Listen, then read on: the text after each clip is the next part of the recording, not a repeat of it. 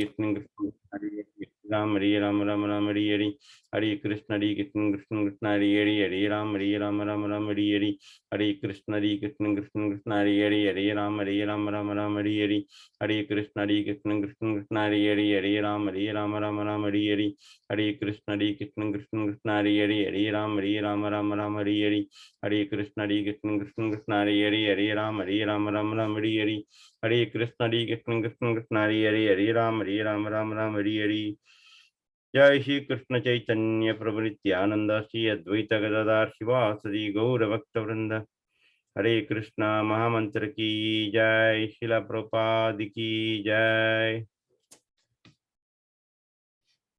Hare Krishna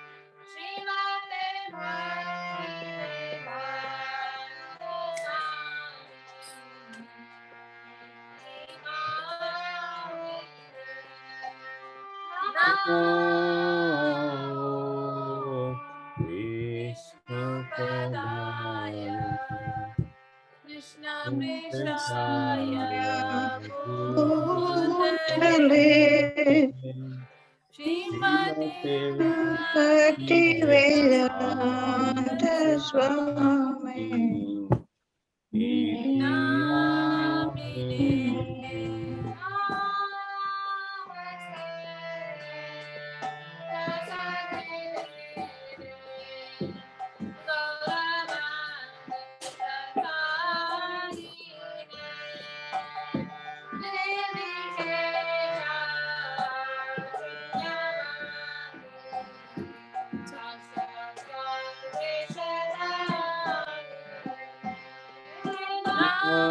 Namaste Saraswati Deva Gauravani Pracharini Nirvishesha Sunyavadi Pashatadishtarini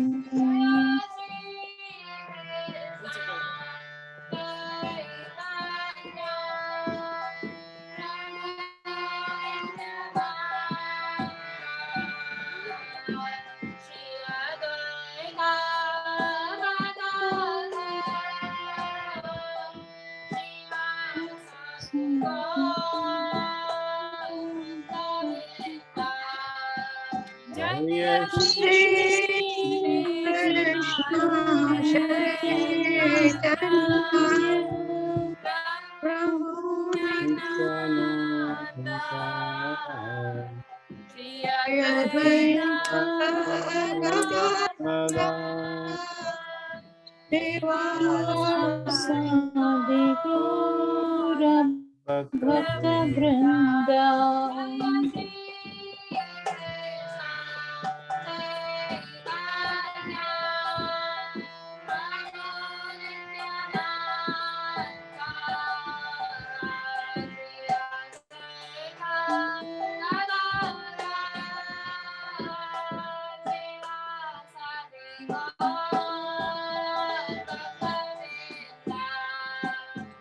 Jaya Shri Krishna Chaitanya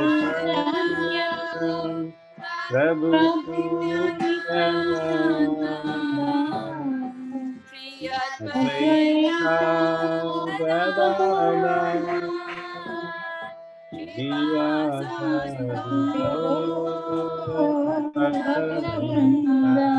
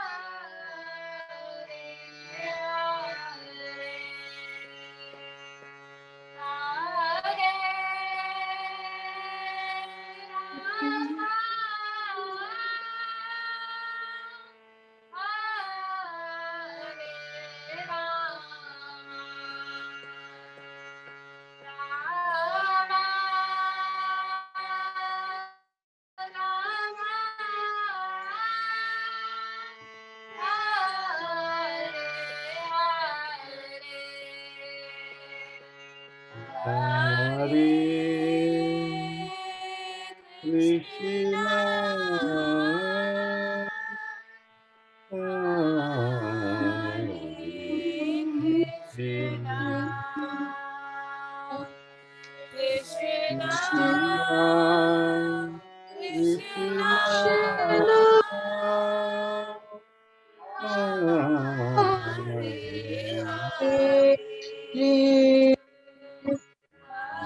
Krishna,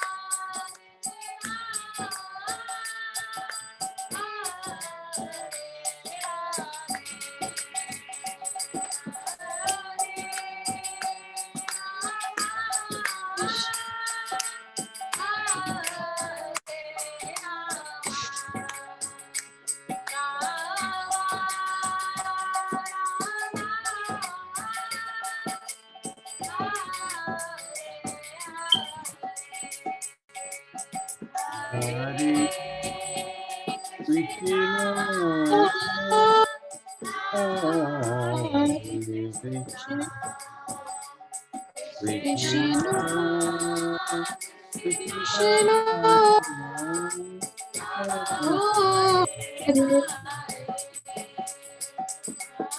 Hare Rama,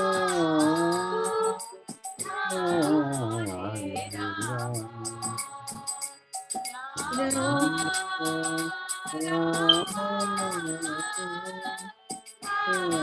Hare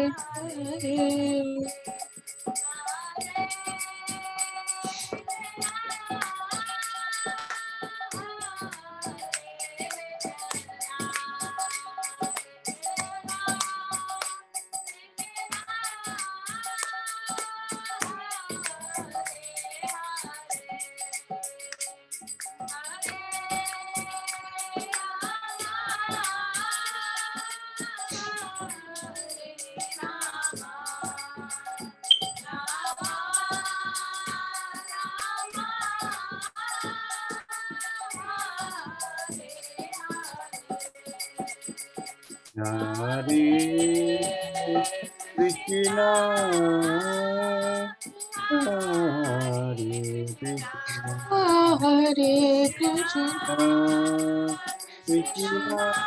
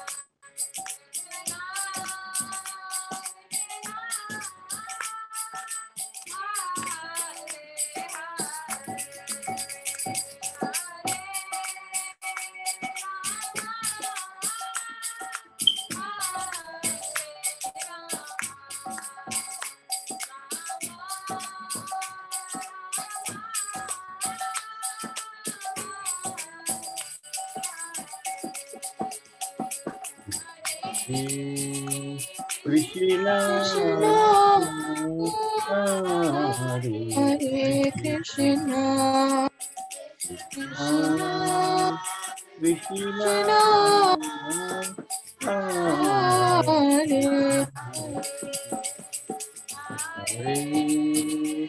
Rama, Hare Rama, Rama, Hare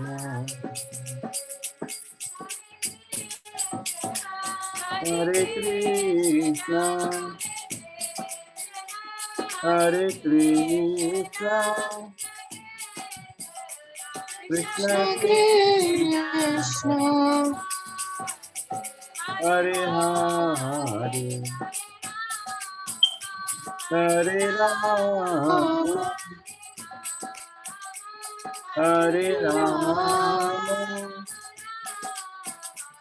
Rama, Rama Rama, Hare Hare, Hare Krishna, Krishna, Hare Hare Krishna, Krishna,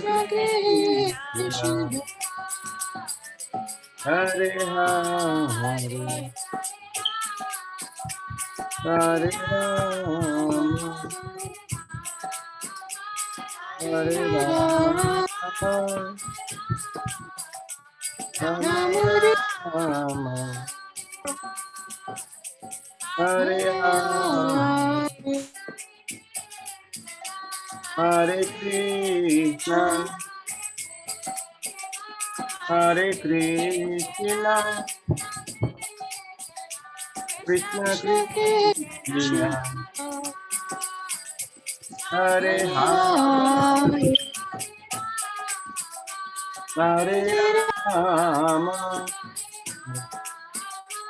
Hare Rama, Rama Rama Rama, Hare Hare, Rama, Hare Krishna, Hare Krishna, Krishna Krishna Krishna, Krishna, Hare Hare Hare, Hare, Hare Hare Rama, Hare Rama, Rama Rama, Rama, Hare Hare, Hare Krishna, Hare Krishna, Krishna Krishna,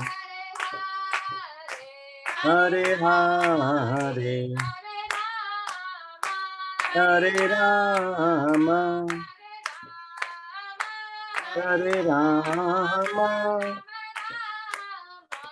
Rama Rama, Hare Hare, Hare Krishna, Hare Krishna, Krishna Krishna, Hare Hare, Hare Rama, Hare Rama, Rama Rama, Hare Hare, Hare Krishna, Hare Krishna, Krishna Krishna, Hare Hare, Hare Rama, Hare Rama, Rama, Hare Hare.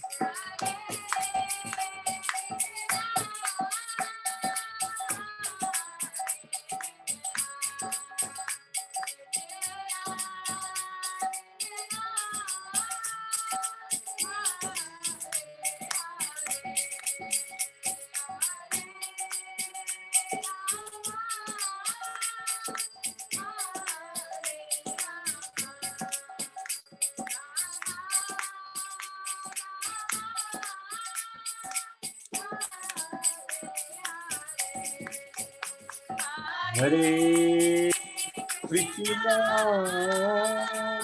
Hare Krishna, Krishna, Krishna, Hare Hare, Hare Rama, Hare Rama, Rama Hare Hare.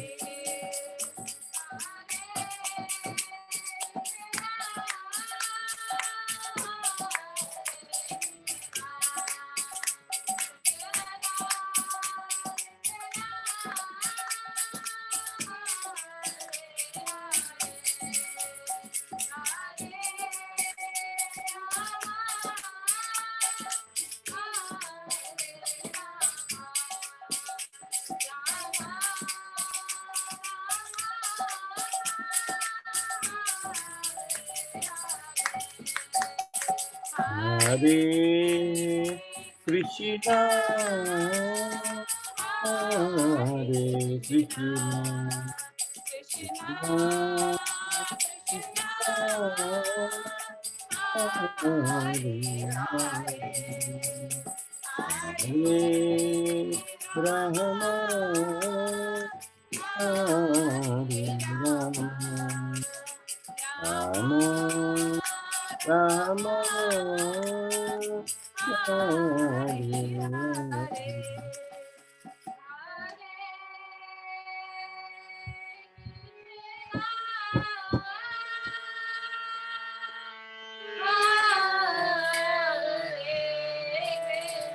Krishna,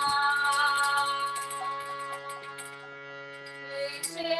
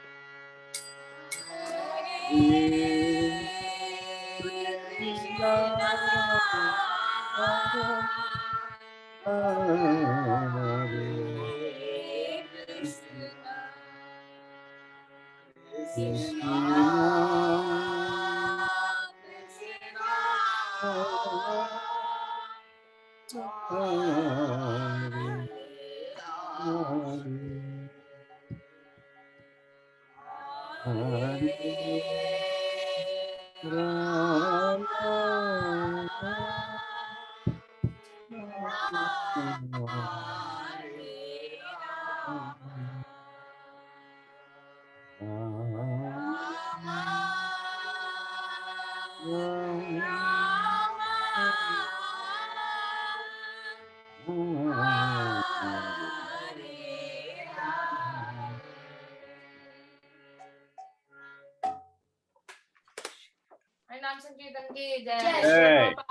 Hey. Thank you very much, Kanchan Mataji and Mukunda Prabhu. Wonderful Kirtan. As usual. Ajit Krishna Prabhu. All glories to Srila Prabhupada. Hari Bol. Hare Krishna Prabhu. Dandavat Pranam. All glories to Srila Prabhupada. Hare Krishna Prabhuji, Pranam, Jai Prabhupada. Hare Krishna Prabhu. Hare Krishna Mataji, Guru Shri Prabhupada. Jai Prabhupada. Hare Hare Krishna Prabhuji, Dandot Pranams, all glories to Srila Prabhupada. Krishna Mataji, Pranam, Jai all glories to Prabhupada.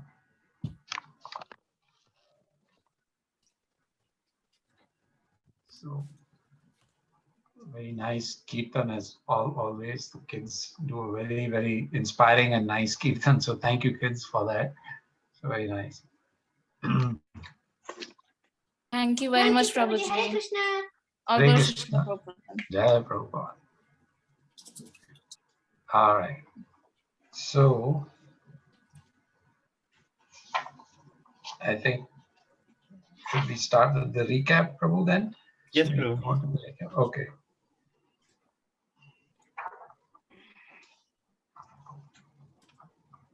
Somebody like to do the recap?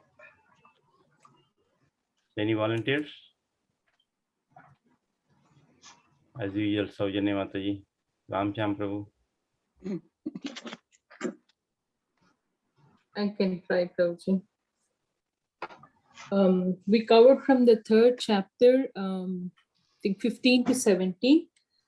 And then in that's where first Krishna,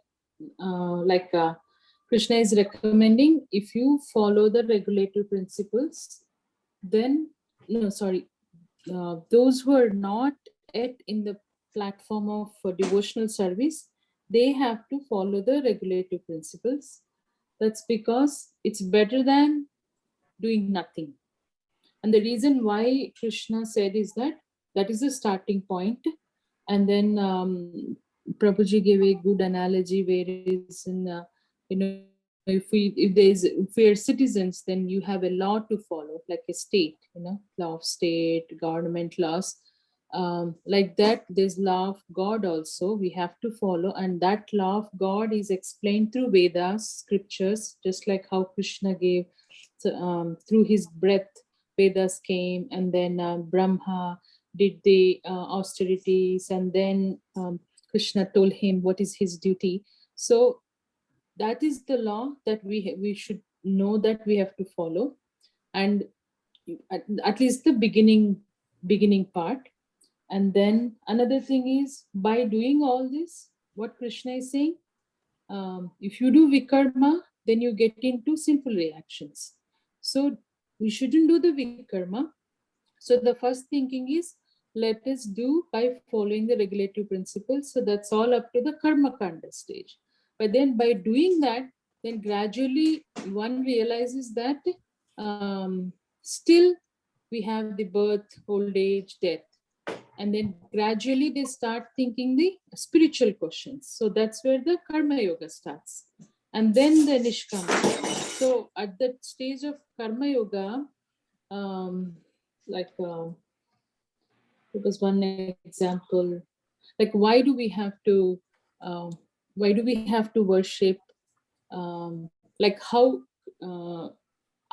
like why we have to follow the Vedas, all that, like through examples, how Krishna said Brahma, and then how Krishna said in the Govardhan pastime Leela, there is a reason why we have to follow. But gradually we have to catch hold of Guru to say that, okay, this is all temporary, you do, and this is all Krishna is saying in that context of you do sacrifices and you follow regulative principles. But by doing that, one realizes that this is all temporary, all the material awards or position. So instead, you catch hold of Guru, then you realize, okay, I don't want to do this, then we go to the nishkama karma. So up to that 17, that what we touched upon, Krishna is mainly saying karma kanda, then karma yoga, and then you go to the nishkama karma. Then once who realizes in that nishkama karma in verse 17, Krishna says, then he doesn't have to follow the regulative principles because he's beyond that stage now. And then we said 18 and 19, how, and Prabhuji just gave a example saying that if we realize above, then we still, why do people perform? Though they are in that highest stage of devotional services, because to be as an example to others. So that's why that it's not like, okay, now we are in that stage, we don't need to, then how will the people who are in the lower platform will know that we have to do? And just like Srila Prabhupada, he did that by being an example. He did all this for us to know. Like that acharyas, as they go into the higher level, they still perform all their regulative principles to show us an example. So that 4 points, like how he covered 13, 15, 16, 17, and then 18 and 19. Then the Janak Maharaj example, but we're going to go more detail in it. That's what Prabhuji has said. So the summary was that Krishna has given us this whole Vedic system for us to gradually to get elevated. And then Krishna also explains in different ways how we can do, and then gradually we don't need to perform all that. I think that's all I have, Prabhuji. Very nice, Madhuri. That's a very comprehensive recap, and Thank you, Prabhuji. the idea of these verses was very well expressed there, that Krishna is giving us these instructions to help people elevate themselves gradually, and then once they reach the point of Krishna consciousness, then there is no need left for them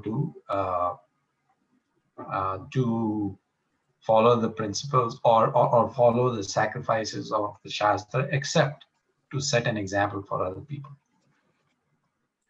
Anybody else like to add thoughts to it or anything? Hare Krishna, Prabhu. I have something I would like to share. Yes, Mother. Okay, and Krishna here gives different levels of people get different kinds of prescriptions.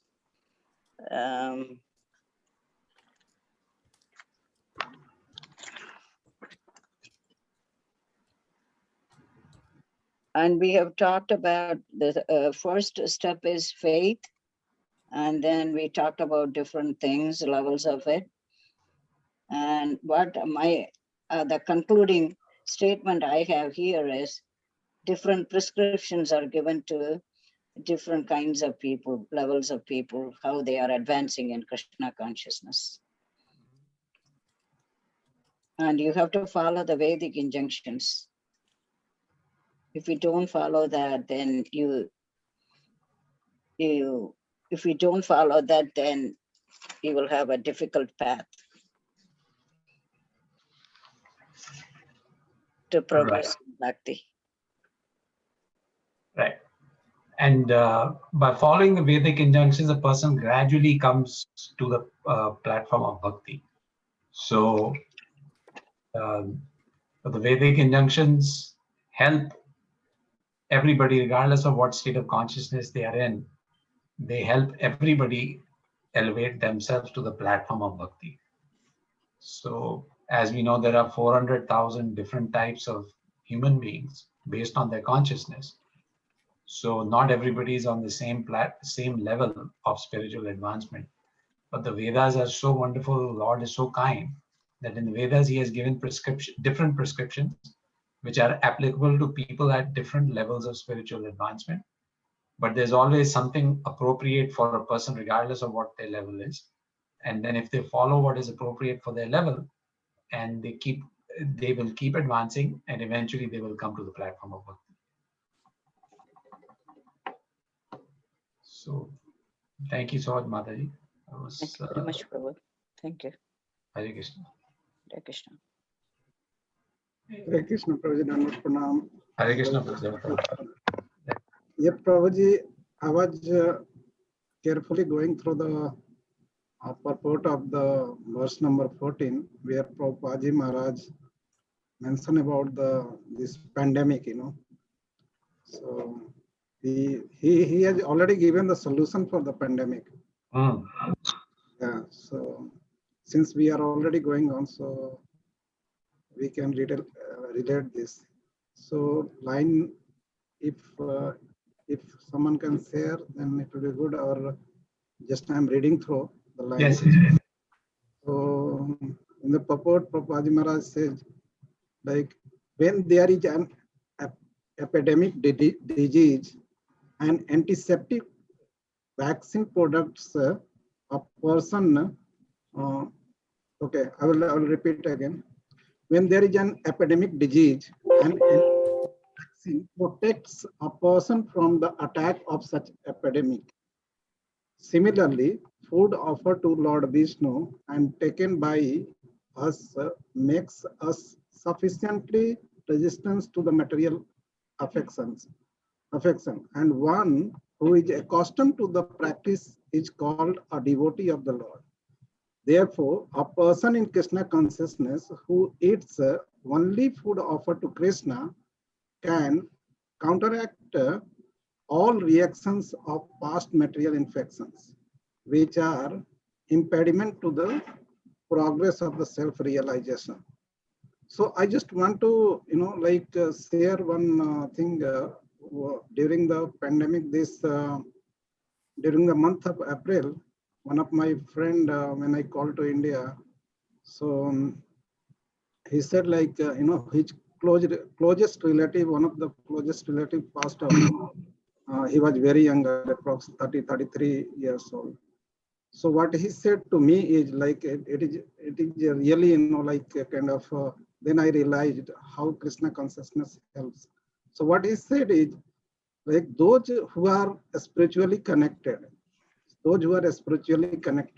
in this pandemic, they are able to easily survive. I mean, in the way, like they are kind of not distressed, like what to do, what not to do, where to go, how to do, what all things. So they are presently doing their own, bhakti and everything, whatever they have, to do with the Krishna. So they are engaged fully. But those who are not engaged, in this spiritually, for any kind of a spiritual, I'm telling, not only Krishna conscious. So those who are not engaged in this kind of service, so they are totally frustrated. They are thinking what will happen, what is the future and all. And in that, even the partially pandemic is attacking, there is the immunization problem. So they are badly getting affected, and the things are happening. So he said, like, since you guys, he mentioned to me, since you are connected spiritually, so like you are able to manage. Otherwise, in India, half of the people are dying just because of the, they are fearful, because of the fear, 50% people are getting died. So just I was trying to relate, Prabhuji, how Prabhupada Maharaj, already covered in the before the things comes up. So here he clearly mentioned about the immunization as well, where the government, all the government throughout the world was struggling for immunization. So I'll read that line also. Here he said, like in the same line where I read, by such an action, not only are the past sinful reaction in the body vanquished, but the body become immunized to all contamination of the material nature. So coming to the Krishna consciousness or remembering the Krishna, so not only the body, I mean, all sort of things, physically, mentally, and everything become strong, and we can able to survive in that. So this is really signs of Krishna, and so that we can understand, Prabhuji. That's what I wanted to highlight. Hare Krishna, Prabhuji. Hare Krishna. Thank you so much. It's very nice that you brought this to everybody's attention. And it's true, Prabhupada is saying that, the best vaccination against the material disease, we are all suffering from the disease of materialism. We are caught in materialism. And he says following Krishna consciousness and being dedicated to Krishna is the best vaccination against the disease of materialism. Yeah. Hare Krishna, Prabhu. Can I interrupt, please, for a second? Yes, ma'am. What was the verse again? Bhagavad Gita, same 3:14? Yeah, Mataji. Yes. 3:14, Mataji. Okay, thank you so much, Prabhu. Mm. Thank you. Thank you, Ramchandra Prabhu. It's a very nice reference to the, Prabhupada addressed it at the overall level, saying all of us are affected by this disease of materialism. Get vaccinated with Krishna consciousness and you'll be okay. Maybe 2 doses are not sufficient. We are trying to get a daily dose. Daily dose of Krishna consciousness is necessary because he says that, well, Prabhupada says in various places, I mean, it's in the Shastra, Chaitanya Mahaprabhu has said too, that continuous association with devotees, that is required, sadhu sangha. So, because when you're associating with devotees, then you're discussing about Krishna, and that immunizes us and makes our intelligence strong. And that's why he's given us the Maha Mantra, which we can chant, even if there's no other association. We can associate with the Lord himself directly by chanting the Hare Krishna mantra. So, very nice. Thank you. Prabhu, people I know, everybody is scared. They are wearing mask again. The fourth stage or this stage of infection is coming from the vaccinated people. So they are really worried. They are started wearing mask, and the people are panicking here. Wearing a mask is a good thing. It will keep everybody. It's a safety precaution, and I think it's highly recommended at this point. I think it's a practical thing to do. We all got vaccinated. Good to wear mask and all as well. It's a good thing. Keep ourselves safe, Prabhu. I mean, the Shastra says you should try to keep yourself healthy and fit to engage yourself in Krishna's service. So if these precautions are going to help us stay healthy and fit to engage ourselves in Krishna's service, then I think these precautions are good to take.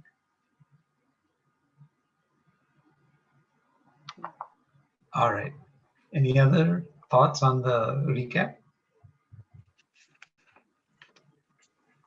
I think we are good to. What was that, Muktasanga Prabhu? Sorry. No, I think we are good. We can start new. Okay, yes, Prabhu. All right. So let's move ahead. So actually, last time we had read through 16, right? 15, 16, and I think we recited 17, but we didn't go detail. Yes. Right. We didn't go into the discussion of 17. So we can probably start reciting from 17. Yes, sir. So, kids to start with. Brinda, Yeah. Are you there? Yes. Hare Krishna. Hare Krishna, Brinda Mataji, 33:17. Okay. Yastva atmaratireva syad. Yastva atmaratieva Atma Atma triptascha manavaha. Manava Atmanyeva cha santushtas. Atmanyeva cha santushtas Tasya karyam na vidyate. Tasya karyam na vidyate. But for one who takes pleasure in the self, whose human life is one of self-realization, and who is satisfied in the self only, fully satiated, for him there is no duty. Hare Krishna. Thank you, Brinda. Rajna Mataji? Yes, Prabhu.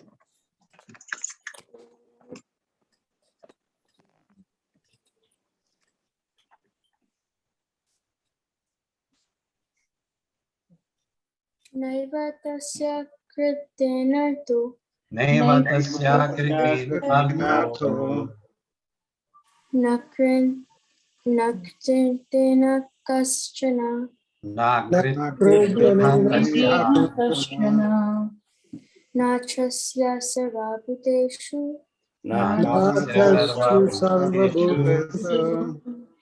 Kashit artha vyapashya.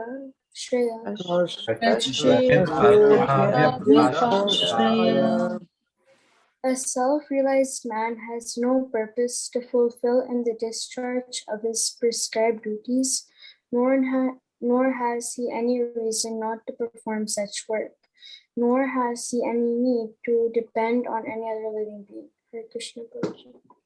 Thank you, Mataji. So, Prabhuji, Kanchan is going to read. yes, Kanchan Mataji. Yeah. Tasmad ashkatah satatam. Tasmad Satatam Karyam karma samacharah. Karyam samachara Asakto hyacharam charan karma. Asakto Paran apnoti purusha. Param apnoti Apurusha. purusha. Translation. Therefore, without being attached to the fruits of activities, one should act as in matter of duty, whereby working without attachment, one attains this goal. Thank you very much, Prabhu. We can't hear you, Mataji. Be loud, be closer. Therefore, without being attached to the fruits of activities, one should act as a matter of duty, whereby working without attachment, one attains this goal. Thank you very much, Prabhu. Hare Krishna. Thank you. Tyagu Prabhu, you want to repeat or to continue with the next one? I think maybe we should repeat 17. Then we can Okay, do discussion 17, 18. 17, 18, 19. Yes. okay, G. I'll read 17, G.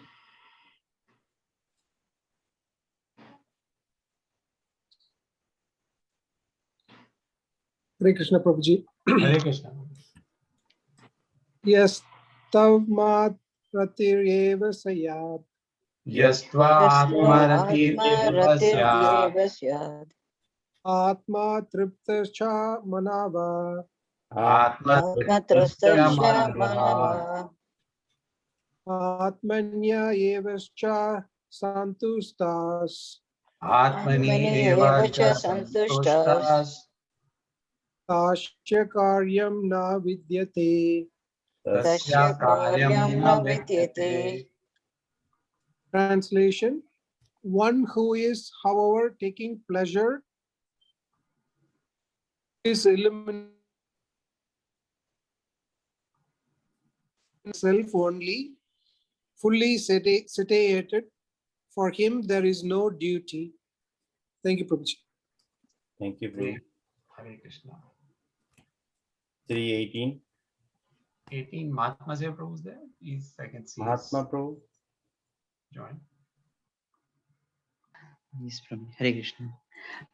Naiva tasya kritenartho Naiva tasya tasya kritinartho na kriteneha kaschana na kriteneha kaschana na chasya sarvabhuteshu Najasya sarvabhuteshu kaschit artha vyapashraya.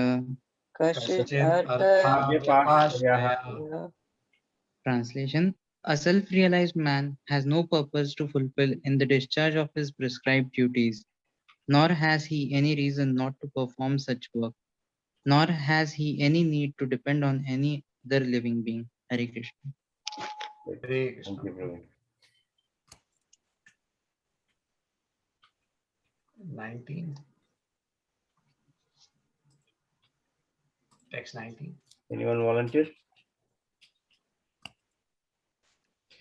Tasmadasaktah satatam Tasmadasaktaha satatam karyam karma samachara karyam karma samachara asakto hi acharan karma asakto asakto hi hi acharanta karma param apnoti purushah.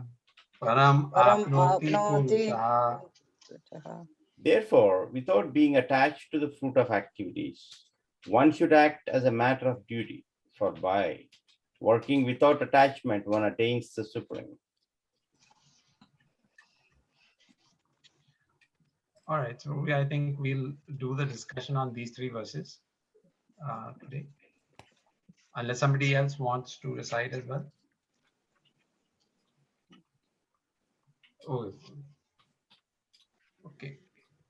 So we'll move ahead with the discussion from 17. So 17 says, Yastva atmaratir eva syad atmatiptascha manava atmaneva cha santushtas tasya karyam na vidyati. But for one who takes pleasure in the self, whose human life is one of self-realization and who is satisfied in the self only, fully satiated, for him there is no duty. Yeah. Om Ajnana Timirandasya Gyananjana Shalakaya Chakshurmetam Yena Tasmai Shri Gurave Namaha Shri Chaitanya Manobishtam Swayam Rupa Kadamayam Dadhati Swapadantikam Vandeham Shri Guru Shri Utapadakam Shri Guru Vaishnavam Shri Rupam Sagajatam Sagana Raghunathanvitam Tam Sajivam Sadvaitam Savadutam Parijana Sahitam Krishna Chaitanya Devam Shri Radha Krishna Padam Sagana Lalita Shri Vishakhanvitamscha He Krishna Karuna Sindhu Dinabandhu Jagatpate Gopesha Gopika Kanta Radhakanta Namastute Tapta Kanchana Gorangi Radhe Vrindavaneshwari Vrishabhanu Sute Devi Pranamami Hari Priye Vanchakalpatrubhascha Kripa Sindhu Vacha Patitanam Pavanebhyo Vaishnavebhyo Namo Namaha Jai Shri Krishna Chaitanya Nityananda Shri Advaita Gadadhar Shivasadi Gaur Bhaktavinda Hare Krishna Krishna Krishna Hare Hare Hare Rama Rama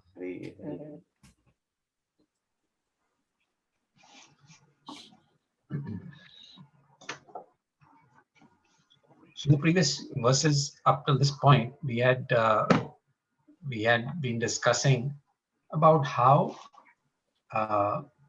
sacrifices, as recommended in the Vedas, are beneficial, are helpful for spiritual advancement, depending upon the level of spiritual advancement that the person has.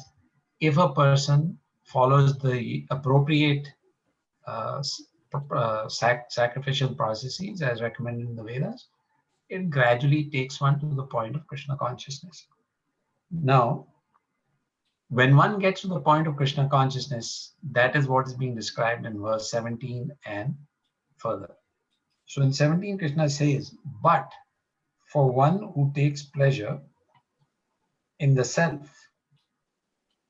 So this is starting with but, meaning it's the opposite, it's on the other side of what was said in 16. So in 16, Krishna said, my dear Arjun, one who does not follow human life, the cycle of sacrifice that's established by the Vedas, certainly leads a life full of sin.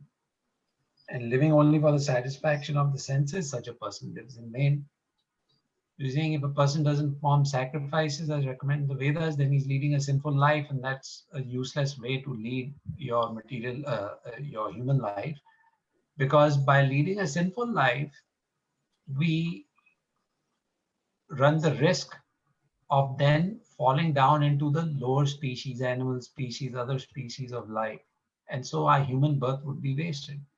So that was 16. And then so in 17, Krishna says, but for one who takes pleasure in the self, Atmarati. So he uses that word here, Atmarati. Tasrati Yastva Atmarati.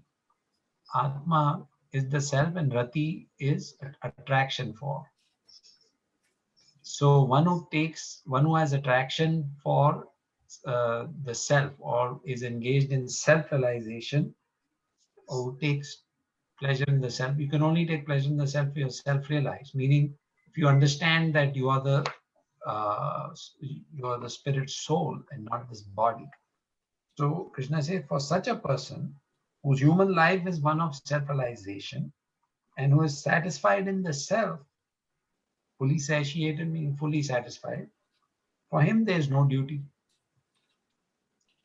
So in other words, Krishna is saying that if a person comes to the point of understanding that Krishna is to be served by my human life, that is the implication of self-realized. We are all spirit souls. So a person who understands that I am spirit soul, my duty is to serve Krishna, and therefore my life should be dedicated to serving Krishna, then a person is self-realized. And so Krishna says that when a person is self-realized, then he has no need to perform sacrifices that were being referred to in text 16 and the text before that. And then in 18, Krishna says, a self-realized man has no purpose to fulfill in the discharge of his prescribed duties. Because the prescribed duties help us understand that we are spirit souls and we need to become Krishna conscious. But a person who's already understood that, then he doesn't have to, has no purpose left to fulfill in the discharge of prescribed duties. Now Krishna says something very interesting. He says he has no need to perform the prescribed duties of the Vedas, but he says, nor has he any reason not to perform such work. So Krishna says, oh, he has no need to perform this work. He also has no reason not to perform those works. Because somebody who's not in Krishna consciousness may want to perform sacrifices for material benefit. But a person who is in Krishna consciousness doesn't need any material or doesn't have a focus on material benefits. He has understood that there is much higher benefit through devotional service. So he has no interest in performing sacrifices. But at the same time, if he has to perform them, he does them because he is not averse to them. Why? Not because he's looking for anything material. He performs them just to please Krishna. So that's why there's no danger for this person to get trapped in materialism or to have attraction for material results if he performs any of these sacrifices. So it's just a matter of understanding. It's a matter of what is the level of one's spiritual consciousness, or in other words, what is the motivation for performing Vedic sacrifices? If the motivation is for material benefit, then a person is not at the highest platform. But if the motivation is just to please Krishna, if one is already on the platform of bhakti, then there's no danger of falling into materialism by performing these sacrifices. So that's what Krishna says, nor has he any reason not to perform such work. And why Krishna is saying this is because in the future verses, like in 2021,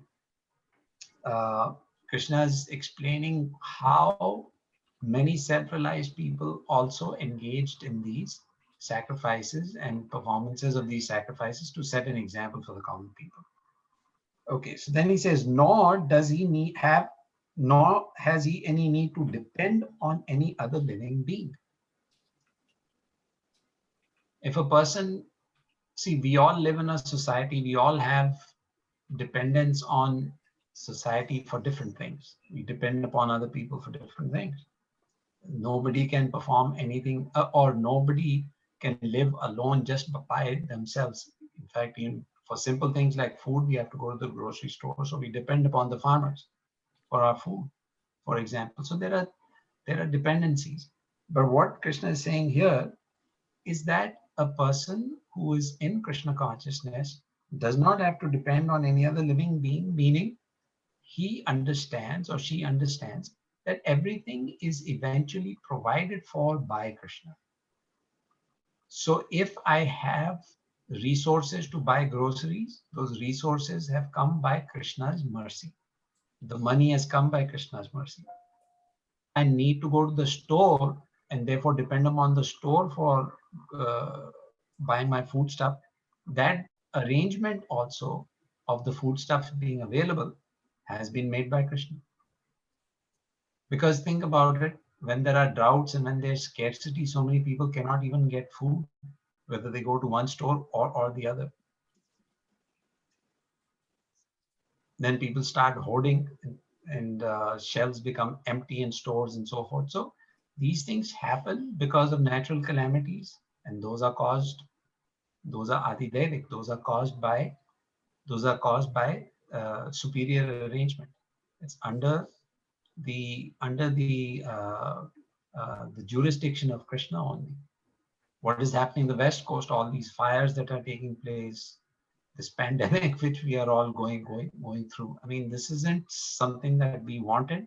This is not something that we can control. But these arrangements have all, I mean, it's all under Krishna's law. And whatever solution will come out is also being given by Krishna. Now, somebody will, there are companies that have manufactured vaccines and so forth, but the intelligence to manufacture that has been given to the human beings who made it by Krishna. So a person who understands that is fully dependent on Krishna, and then Krishna makes the arrangements by which we can fulfill various needs. So that's why Krishna says, nor has he any need to depend on any other living being. And then in 19, Krishna says, therefore, without being attached to the fruits of activities, one should act as a matter of duty. For by working without attachment, one attains the supreme. So Krishna is saying, therefore, without being attached to the fruits, one should act as a matter of duty. So he's saying, don't fall into the trap that I don't have to perform my duties being the Vedic or the sacrifices as described in the Vedas. Perform those duties, he says, but without being attached to the fruits of activities. Don't perform those sacrifices for material gain. Perform them as a matter of duty. Perform them. And what is the duty? The duty is that these sacrifices will please Krishna.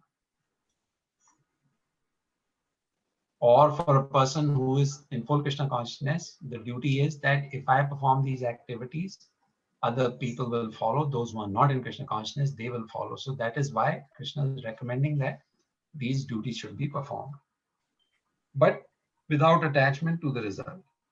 So in the purport, Prabhupada says something very interesting. He clarifies it. He says Vedic rituals like the prescribed sacrifices, they are performed for purification of impious activities that were performed in the field of sense gratification. But action in Krishna consciousness is transcendental to the reactions of good and evil work. A Krishna conscious person has no attachment for the result, but acts on behalf of Krishna alone. He engages in all kinds of activities, but is completely non-attached. This applies to our day-to-day life also. If one is Krishna conscious, doesn't mean that we don't go to work, doesn't mean that we don't earn money, provide for our family, take care of our responsibilities and duties. Those are essential. But we do that with a desire to please Krishna, not with a desire to just simply increase our bank balance to show off to other people. That is the wrong motivation. But to maintain ourselves so that we may engage in Krishna's service, so that we may use our whatever resources we get in Krishna's service to support ourselves, to remain in Krishna's service, then that is okay. So now this is the concept that we've covered in these 3 verses. So again, the question becomes, okay, do we know who has, or have there been examples of devotees who have successfully executed these principles? And there are so many examples. There are so many examples. For example, like that of Bali Maharaj. So in the 8th canto in Bhagavatam, there are very nice descriptions of Bali Maharaj's pastimes. So we can get into that a little bit, just because it helps to kind of see how these concepts that are introduced in Bhagavad Gita, that are provided in Bhagavad Gita, how they were implemented by different people and different devotees at different times. And that's what Srimad Bhagavatam gives us. So Bali Maharaj, basically, when there was this fight between the demigods and the asuras, and actually Bali Maharaj had been killed in that war. And then Shukracharya, he brought him back to life, because Shukracharya had that power. So Bali Maharaj and the asuras, they were very, very grateful to Shukracharya. So Bali Maharaj engaged himself in the service of Shukracharya, and so Shukracharya was very pleased. And with so Shukracharya and his descendants and his followers, they were all very pleased with Bali Maharaj's sincerity with which he was serving Shukracharya and all the other Brahmins. So they helped Bali Maharaj perform the Vishwajit Yagya. Now, you see, there are various sacrifices, like we discussed. The Vedas give us prescriptions for performing different sacrifices for different results. And so the Vishwajit Yagya is described how to win over the entire creation. And so the Brahmins, they were expert at that time. Shukracharya and others, they were expert in these in the methods for performing these sacrifices. And so they helped Bali Maharaj perform the sacrifice, and as a result of that, he got immense amount of powers from that yagya. There was a very special chariot that was as a result of that yagya, there was a very special chariot that was presented to Bali Maharaj. Then Prahlad Maharaj appeared. He gave him a garland that was, it's called an eternal garland, meaning that would protect his life. And so Bali Maharaj got all kinds of weapons and benedictions by performing yagyas, which basically supports the idea that Krishna has given in these verses, that through performance of yagyas, one can get material benedictions. And so the highest example of that is that of Bali Maharaj, where he, by performing Vishwajit Yagya, he got all these weapons and chariot and so forth. And with that, he attacked Indradev. And when Indradev saw Bali Maharaj and his army, he was very surprised.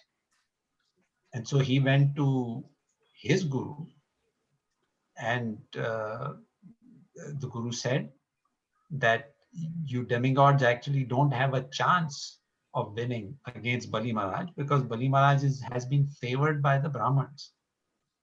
And he has gotten these benedictions. You will not be able to fight with him. So it is better that all you demigods, you disappear. Hide, disappear. And so they disappeared. And Bali Maharaj became the king of the heavenly kingdom. Again, only due to performing these sacrifices perfectly. Of course, now we don't have the Brahmins, we don't have the knowledge with which to perform these sacrifices so perfectly. But at that time, this was doable. The Brahmins had that knowledge. And so Bali Maharaj became the king of heaven. So now Aditi Devi, who was the mother of the demigod, she was very upset. She said, my sons have all been displaced from their home, from their position, and they are living in hiding. They have had to disappear. So she approached her husband, who was a great Muni, Kashyapa Muni, and said, I would like to restore my son's positions back. And so Kashyapa Muni, he described to Aditi Devi the Payovrat, and he said, by keeping this fast, this vrat, you will be able to please the Supreme Personality of Godhead, because only the Supreme Lord Vishnu can now come and save the demigods. So Aditi Devi performed the Payovrat according to the instructions of Kashyapa Muni. And as a result of that, Lord Vishnu was pleased, and he said, I will now appear as your son, as Vamandev. So look at the power of these sacrifices. So what we have read up till text 16, that sacrifices are described in the Vedas. So in the Bhagavatam, we are seeing exactly which sacrifice, or at least some examples of which sacrifice gave who what benefits. So the Vishwajit Yagya gave Bali Maharaj the ability to conquer Indradev and all the demigods. Then the Payovrat, that gave Aditi Devi the ability to please Lord Vishnu, so that he agreed to become her son as Vamandev. and help restore the demigods to their position in the heavenly planets. So then when Vamandev appeared, he went to Bali Maharaj. And what was Bali Maharaj doing? He was performing another set of yagyas. See the power of these yagyas.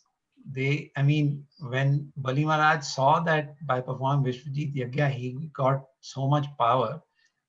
He developed such strong attraction to the yagyas. So then he was performing Ashwamedh Yagya, and the Brahmins were helping him. And then Vamandev appeared there and asked him for 3 pieces of land. Now, again, Bali Maharaj promised Vamandev that I will give you what you are asking for. And Vamandev said, I just want 3 pieces of land. And even so then Shukracharya understood that this Vamandev, this small little dwarf boy, this is Lord Vishnu, and he's going to take away everything that Bali Maharaj has. So he warned Bali Maharaj, and he said, this is Lord Vishnu, don't give him this promise, take your promise back. So Bali Maharaj did not take his promise back, even though his guru was instructing him to take his promise back, because Bali Maharaj said that according to the Vedic etiquette, once you promise something to a Brahmin, especially Brahman Brahmachari, you should not take it back, even though I can understand what you're saying, that he might be Lord Vishnu and he might take my whole kingdom away. So again, Bali Maharaj demonstrated his adherence to the principles of Vedic etiquette, Vedic culture, Vedic system. So what was the benefit that Bali Maharaj got by sticking to this instruction of Vedic culture? Bali Maharaj gave Vamandev the permission to take 3 steps. And as you all know the story, Vamandev expanded himself in the universal form, and he covered the entire kingdom, the universe, with his body. With his arms, he had so many arms, he covered all the directions. And then he took 1 step and he covered the spiritual world, or the upper planetary system, sorry. And then he said, where should I keep my 3rd step? And then at that time, Bali Maharaj then went through this whole thought process and everything. And he said, I don't want to break my promise, because again, it is recommended in the Vedic etiquette that when you've made a promise, especially to a brahmachari, you should uphold it, you should keep it. So then Bali Maharaj said, you can please keep your, even though I don't have anything else left, even my body is yours, but you can place your 3rd step on my head. And so Vamandev was so pleased with him that he said, you have demonstrated very good character, you are pure, and you have performed all these sacrifices, but you have understood that by performing these sacrifices, the goal is to please me. Because Vamandev or Bali Maharaj was thinking in his mind, and he said also to Vamandev, that you are Lord Vishnu. By performing all these sacrifices, if I can please you, then my performance of sacrifice is meaningful. Otherwise, if I break my promise, if I don't please you, you are only asking for 3 pieces of land. If I can't please you, then what is the use of performing all these sacrifices? So you please place your head on your foot on my head. Even though by that time, Bali Maharaj had been bound by the ropes of Varun Dev, because he had broken, or Vamandev didn't have a place to keep his 3rd step. So the promise was equivalent to have been broken. So Bali Maharaj has demonstrated to us by his example that through performance of the sacrifices, that the goal is to please Lord Vishnu. And when Bali Maharaj mentioned that to Vamandev, Vamandev was so pleased. He said that Bali Maharaj, now I will actually give you a special planet to live on. And he gave him the Sutala planet. And he said, my disc will always be with you to guard you. And I will always be visible to you. I will always be with you. I will always be visible to you. So this is the perfection that a person can attain by perfectly following the principles of the Vedas. And so Bali Maharaj demonstrated that though he performed sacrifices, he got material benefits and all that kind of thing, eventually, because his understanding of the purpose of the Vedas was very clear, his focus became to please Lord Vishnu only. And therefore he surrendered even his own self to Lord Vishnu, so that Lord Vishnu would be pleased. And Bali Maharaj did not listen to Shukracharya going on and on, stopping him from doing this. Even though Shukracharya said, don't give Bali Maharaj this promise, don't give him this, don't give him these 3 steps and all that.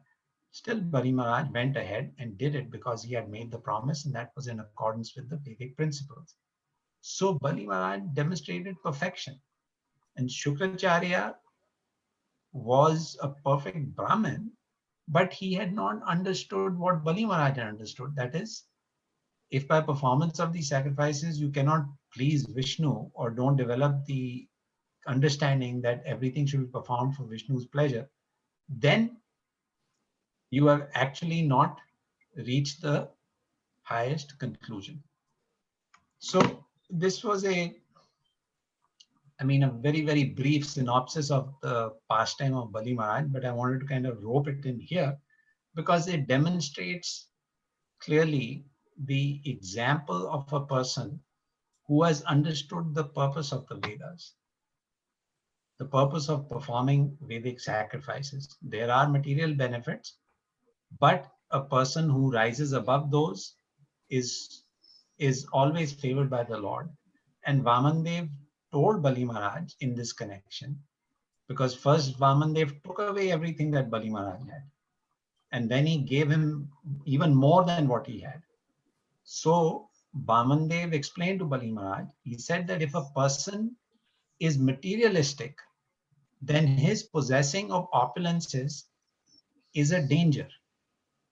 What is the danger? That a person gets tied up in materialism. He becomes very attracted to material things and just stays stuck in those and always wants more and more and more and more and more. So that is the danger. But Vamandev also said, but for a devotee, if a person becomes a devotee, then opulence is a benediction. It is not a danger. And therefore, Vamandev gave Bali Maharaj even more than he had by giving him Sutala planet and various other benedictions he gave him. And he said, I will always be with you. So that was a much higher position to be in than to just be Bali Maharaj, king of the 3 worlds. Bali Maharaj actually got more. The Lord first took away everything from him. And then he said, but you're a devotee. So you having opulence is not a danger for you. So he gave him back what he had, more than what he had.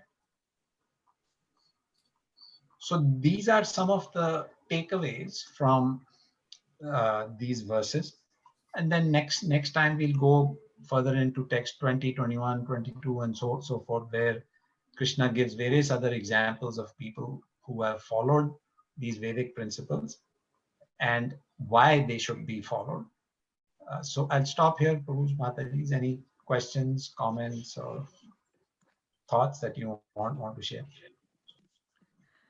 So Prabhu, let me just tell you what I understood from this. So from the last example of Bali Maharaj, we understand that he was a great devotee, even though he had obtained a lot of things through sacrifices.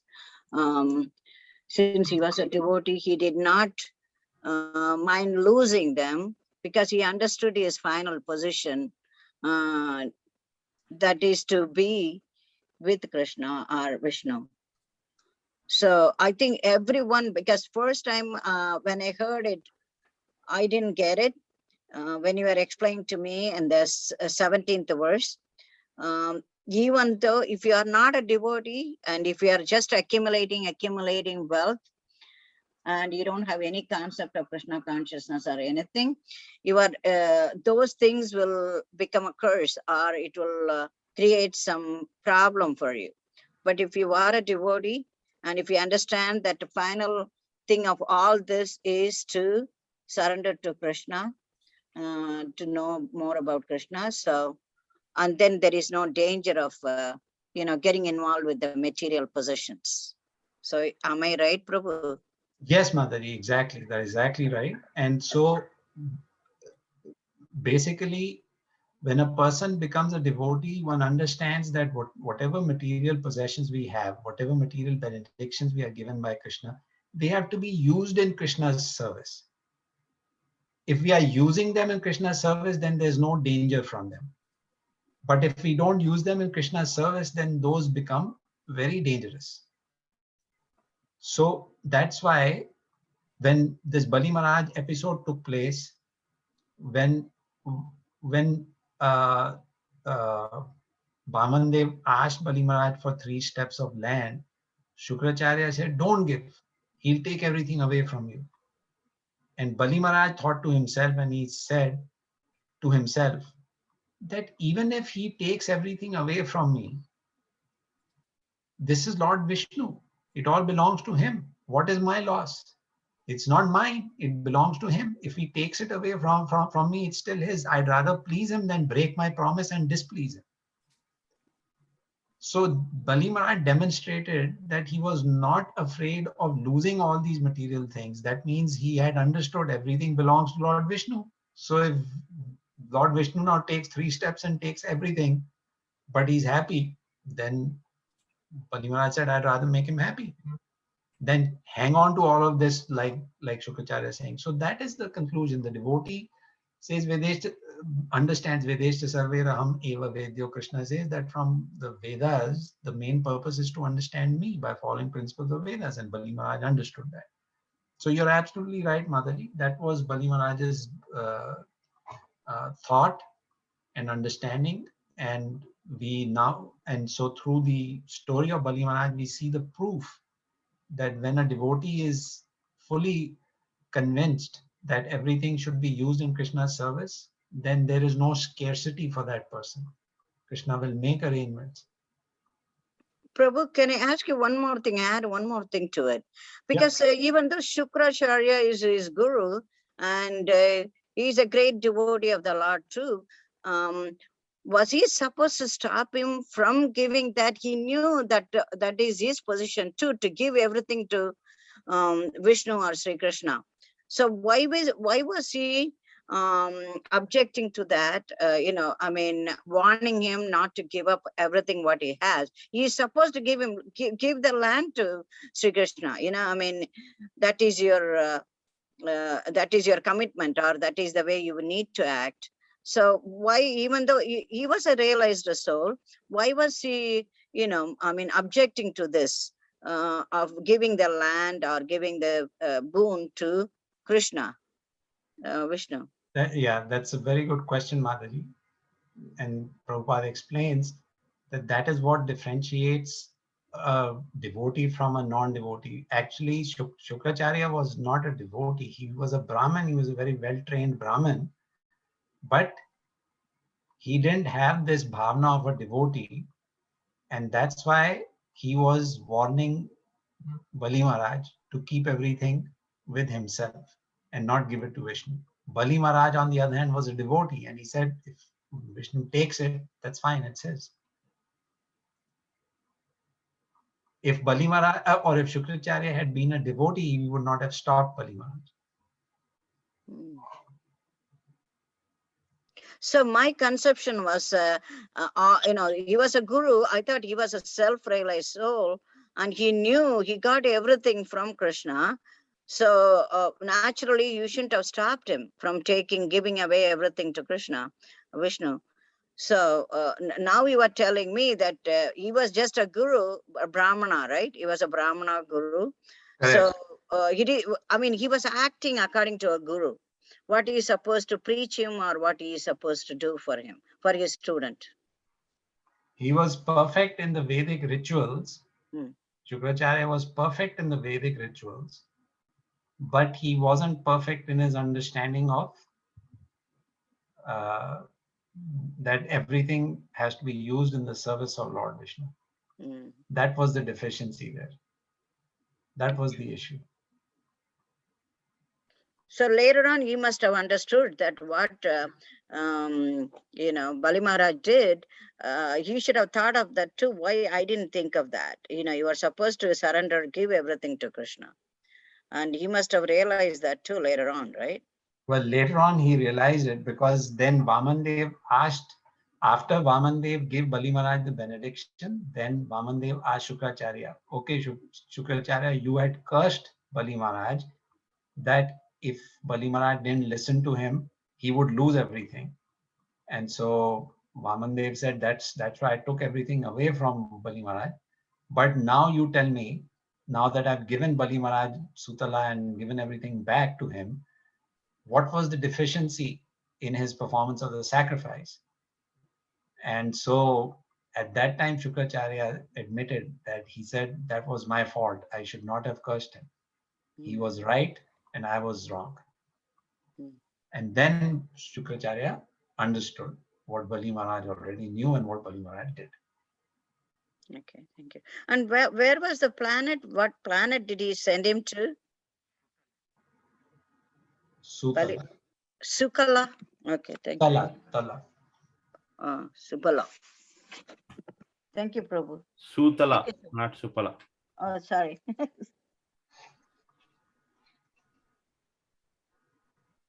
Thank you very much for your explanation, Prabhu. Thank you for Welcome, Mataji. clarification. Thanks a lot.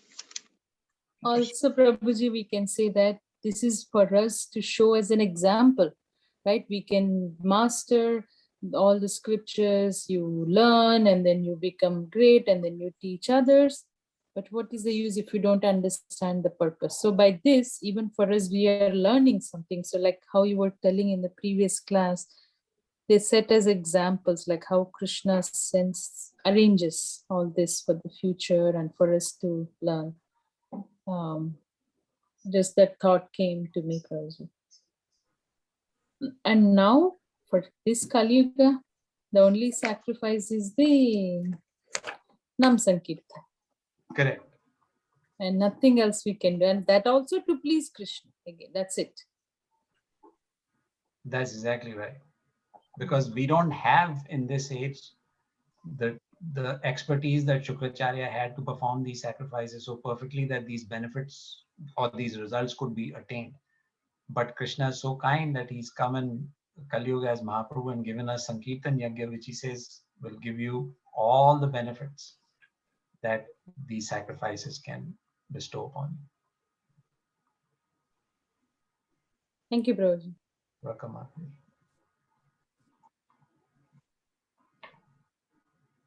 So with this understanding, when we read the shlokas again, it makes us feel much better than just like, oh, I'm just reciting, or this is the text, or this is the purport. But it's like learning.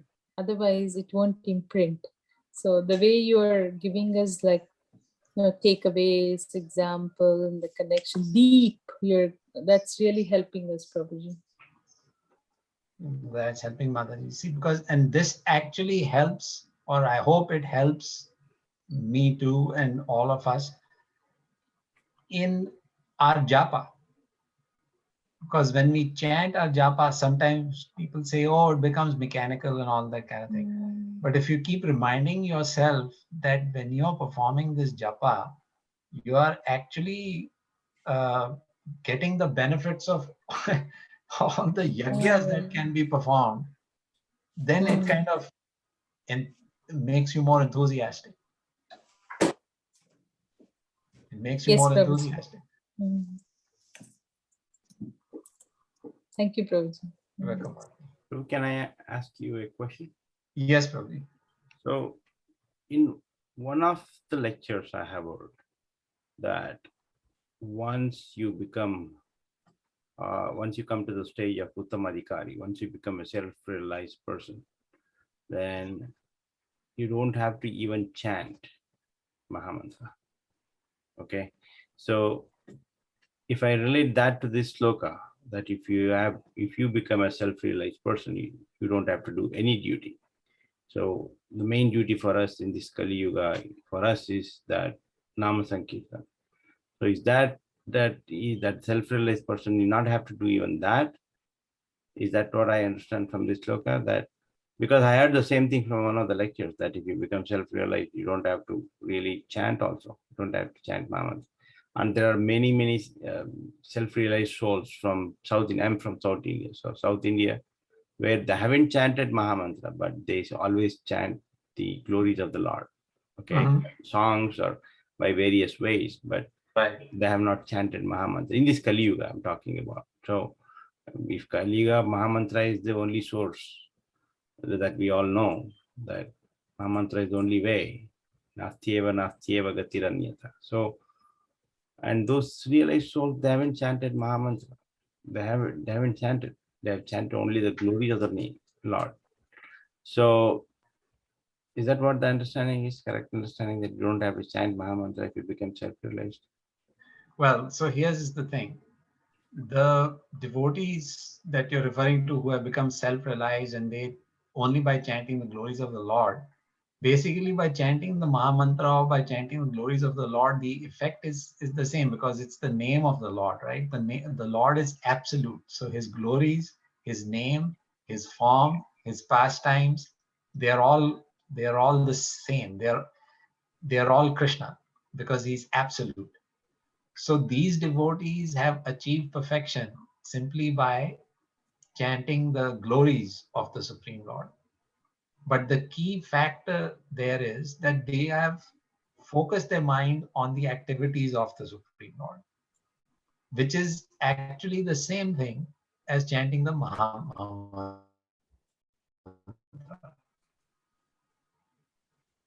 Then the second point that you made is that once you become self-realized, then you don't have a need to chant the Mahamantra. While the recommendation for us, at least, and I can only repeat the recommendation that we have heard from Srila Prabhupada, real word, because the material atmosphere is so dangerous in terms of it can take us away from Krishna. Taking shelter of the Mahamantra is the safest and sure. Once we are out of this material world, and if we are in the spiritual world, then what seva we perform there, that is different. That at this stage, I can't say what it will be, whether we will chant there or we will not be required to chant. But while we are here, I think chanting is fine. Does that answer your question, Prabhuji? Yes, Prabhu. I was just curious about. Prabhuji, we can also say that, see, in this Kali Yuga, who has time to learn various prayers and all that? So Prabhupada made it so easy, and Chaitanya Mahaprabhu just chant 2 words to remember, Hare Krishna. And that way also we can take it like how easy it is. Mahamantra is the easiest, you don't need to remember. Let's say we're saying Brahma Samhita, how much you have to remember, memorize all those things. But instead, just simple 2 words, Hare Krishna, Hare Krishna. And one more thing, Mukta Sangha Prabhu, like I just remembered, I think he's talking, but basically, so we follow the Mahamantra, but there are other bona fide sampradayas too, like the Sri Sampradaya is there, and especially in the South. So what their recommendations are and what their practices are, I don't necessarily know, but I'm sure, but because they are bona fide sampradayas for achieving Lord Vishnu or for attaining the same destination, Their practices may be slightly different from ours, but at the end of the day, they are also serving the Lord. So that's fine. You know, if their practice is different, but it gets them to the same result, that's fine. Prabhu, I want to add one more thing, Prabhu. Yes, We used to chant Vishnu Sahasranama and all the other sastras before, right, because I am from South too, and right. we are from Sri Sampradaya. So we always worshipped, my father worshipped Shaligram Shila, and he always worshipped Vishnu, Right. and he always chanted, and I used to follow him, but also I had inclination to praise Shiva. Right. Okay, away from what my father was doing, even though we were born into that. But we were encouraged to chant Vishnu Sahasranama, anything to do with, you know, Vishnu, we will do that. And then in South, we have that, we call it Nalayaram. That means 4,000 verses for praising the Lord. I think Divya Prabandham, we call it. And they all do that. You know, in Sri Rangam temple and other places, that's what they do. They praise the Lord with that, all the hours. Right. So I think whatever it is, even in that path, because we are following the path, you cannot negate the other path, you know, because Correct. I haven't really, only I know the Ramanujacharya, how he was so devotional and how he elevated everybody into that, you know, I mean, even he accepted all the Shudras and everybody. Right. And he gave the mantra. So I think there are ways there are paths you can follow that too. You can go to the same, you get the same benefit, like going back to this Mahamantra and Krishna. Right. And so, yeah, I mean, the bona fide sampradayas, they have, each one has a slightly different system of practices, but they're bona fide. So that's fine. Mukta Sangha Prabhu, you heard what we were saying at that time, that maybe, you see, like, there are different sampradayas. There's Shri Sampradaya, Rudra Sampradaya, Kumar Sampradaya, and then ours is Brahma. But they are all bona fide sampradayas, and their practices may be slightly different from what ours are. And we chant the Mahamantra. They may not chant the Mahamantra, but they still recite the glories of Lord Vishnu. So they attain the same thing. So as long as one is faithfully following the instructions of the bona fide instructions, you're okay. Yes. Thank you, Prabhu. You're welcome, Adil. All right, that was nice to hear from, you know, about the other practices as well. Any other thoughts? Prabhuji, one more thing, irrespective of whatever sampradaya it is, what is more important is, are we understanding? And then is that bringing some transformation in us, right? It's instead of we see some of them, oh, this sampradaya, this is wrong. I'm like, no, come on, it's the same thing. They say the two things, you know, whatever sampradaya it is, two things, just to reiterate Saujanya Mataji. So two things are, never forget Krishna, always remember Krishna. That's all. Right, Saujanya Mataji? Yes, Prabhuji. Always remember Krishna, don't forget Krishna. Never forget Krishna. Matubhyam satatam Vishnu visvartam na jachutam. So those two things. Because see, Prabhuji, the thing is, like, you know how Vatsala Mataji said, I remember even we used to read Vishnu Sahasranama every day, a lot of times, and various other stotras, Monday this, Tuesday that, like that.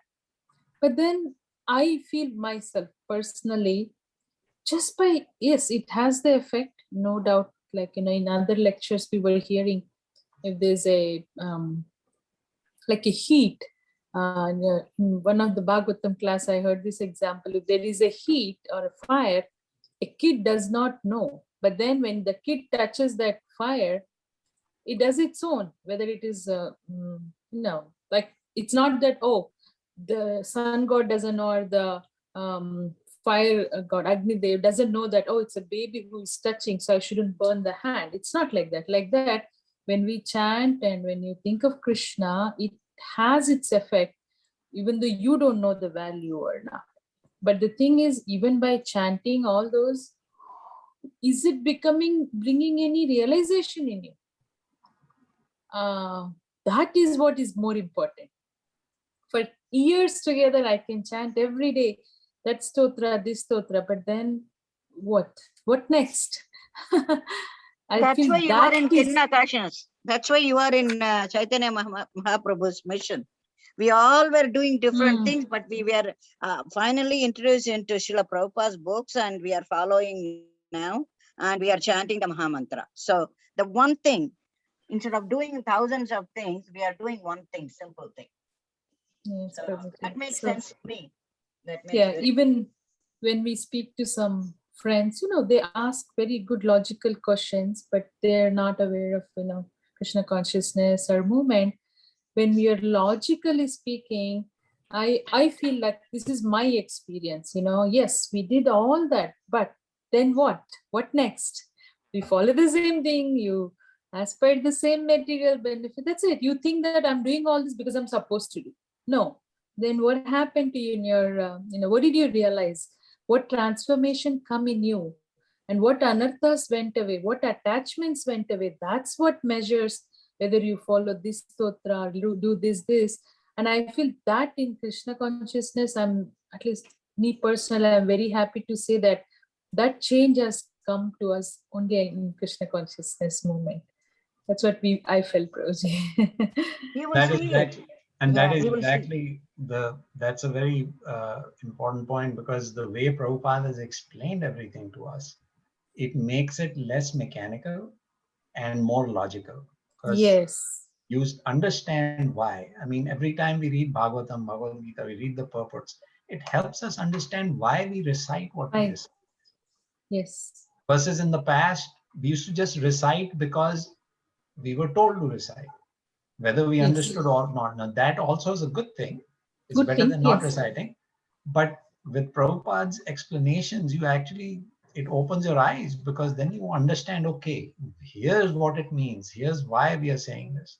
And he's painstakingly explained each and every word that is in Sanskrit. He's explained it. He's translated it just so that we understand. So that we can implement. Then we can implement. Then we can understand how to apply it to our life, day-to-day life. You can apply it to your day-to-day life. Because we've seen people, they memorize Bhagavad Gita, shlokas, all the chapters. Fine. Then what next? So it's really very... To implement it in your life is the most, is the key. Is the point. Yeah, exactly. I think Srila Prabhupada made that 4 principles really simple, even though our parents taught us some things that's similar to that, but Prabhupada made it so clear. When you are advancing in your path, you follow these 4 principles. Yes. That is the thing that you must have, the determination to follow what he said. I realize it, I mean, I see little changes, but it may not be magnificent changes, but there are 2 things I see in my life. So, Srila Prabhupada, I don't think he wasted, he's such a great guru. I don't think he wasted any of your time with the Westerners. So many proof, so many people have turned their life around and leading a different things now. So it is really great. And also, like when we were in the very beginning with that book distribution and all that, we were told first, you can tell anyone to read this book, Self-Realization. At the time, I used to think, how can someone just go with that? But that will start a question, like how you were telling us in the previous class. One gradually gets that spiritual questions, and that starts only when you read that, like a self-realization book for anyone. It's like I was talking to one of my friend last week. I must have spoken to her more than 3-4 years ago. And then she was in some distress, and also I was just trying to tell her simply, like logically. Then I told her, okay, when you're worrying so much, tell me, what do you want, maybe? What do you think that you want to do now in this Janma? Like, then she said, well, that's it. I want to earn, I want my kids happy. And that's all comes, that itself, I feel, I'm not saying now I'm advanced, but we were all in that state, right? Okay, then somebody gave us the thinking, like, what next, and that really helped us. So I was just thinking how thankful. And then she asked me, how are you able to ask me these questions? How? And I said, okay, it has a story. We have faith, but I have faith, and this is how we follow. And then she was more like, then I felt, see, it's just the education and the exposure. Otherwise, everybody will get an idea, provided they need to be guided. And like how Srila Prabhupada is giving that. It's up to them how much they take it, though. Yeah, it's very... Yeah, we develop the ruchi for it, taste for it. Yes. Slowly, when we are doing, we want to listen to different things. We want to, our consciousness, we want to ask questions. We internally sit and meditate on the thoughts, and we want to be alone to experience something, because actually it is up to you and Krishna. You need to have a loving relationship with Krishna. So sometimes you have to be alone to think about things, what is working, what is not working. And even if we are reading, we apply little things in our day-to-day life. So that will help us all, in this stressful time. When you get old, I'm going to be, pretty soon, I'm going to be 70 years old. So I know how life has changed, and then what you have to do in your lifetime. So. And I asked one question to that friend. Okay, do you feel your mind is ever calm? No, never. I said, that's it.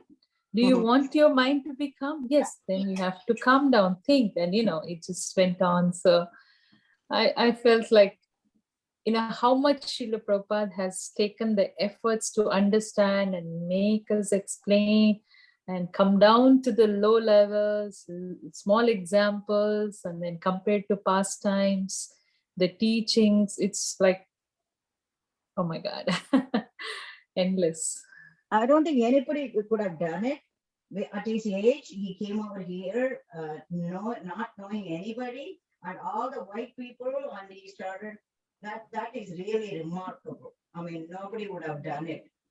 The sacrifices he has done to establish, Lord Chaitanya's movement. That is unbelievable for me. Perfect for Kali Yuga. Yeah, my God. And then just chant, be happy. That's what he said. Just a little mantra. I used to wonder at the beginning, how can this little mantra? I know I heard mantras, my father used to do that.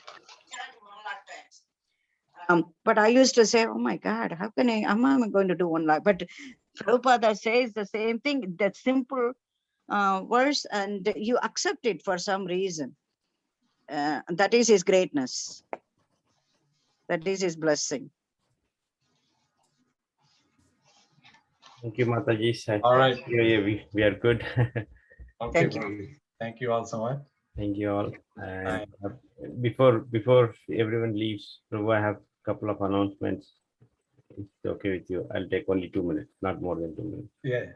So first thing is that I just got a message from Rati Priya Mataji that there is one resident, Mayapur resident, Bhadracharu Prabhu. So he is now in hospital because he's suffering, he's battling for his life. He's suffering from cancer. He has 3 unmarried daughters and financially is very weak. So just pray for him for a speedy recovery. So if you can chant 1 round for speedy recovery tomorrow or whenever you can, that will be very helpful. Okay, so Bhadracharu Prabhu from Mayapur. He's a Pujari and he's dedicated his life to the temple. So we should pray for him. Okay. Okay, so that's one thing. And Sunday we have this Sunday we have Pauganda Pravachan. Last 2 weeks back, Sunday we didn't have because of my travel. But this Sunday we have Pauganda Pravachan, and it's a very special topic. 12-year-old Anuksha Mataji, she'll be speaking from Florida. It's a special topic called Don't Judge by Your Grudge. Okay, so Please attend at 10 a.m. Eastern Standard Time. Anuksha Mataji, she's 12 years old. Okay, I'll send the flyer. And the evening, as usual, 8 o'clock, 8 p.m. It's Ajita Prabhu's Chaitanya Bhagavad. Please join. So that's all I have. Thank you very much. Okay, bro. Thank Hare you, Krishna. Kalpataru. Vanchakapatu Thank you, Vasha, Prabhuji. Thank you very much, Prabhu. We appreciate all your effort, both of your effort. Without you, we will be just dumb and not knowing anything. Thank you, It's for me. It's for me, I'm saying. Prabhu ki jai. Hare Thank Krishna. Thank you, Hare Prabhuji. Krishna, Prabhupada Prabhu. ki Thanks a jai. lot. Jai. Hare Krishna.